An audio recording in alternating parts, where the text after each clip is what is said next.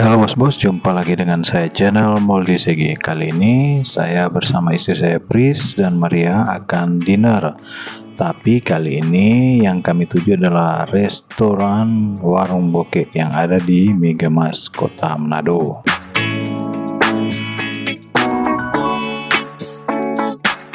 Beruntung bos-bos, hari ini langsung dapat meja karena semua meja ini full dan kebanyakan harus antri.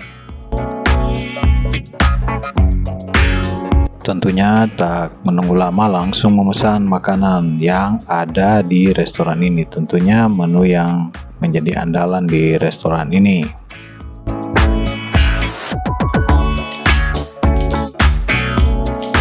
Dan menu yang kami pesan adalah babi goreng, soto bokek, babi bulu, dan tentunya es kacang durian.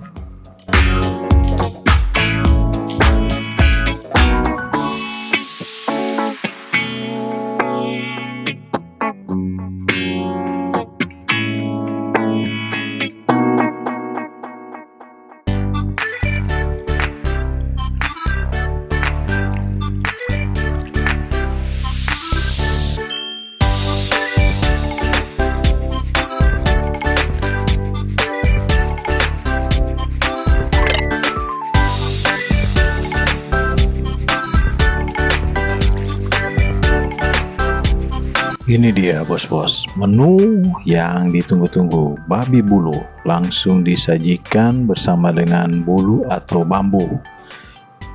Panas-panas, langsung saya tuangkan ke atas piring.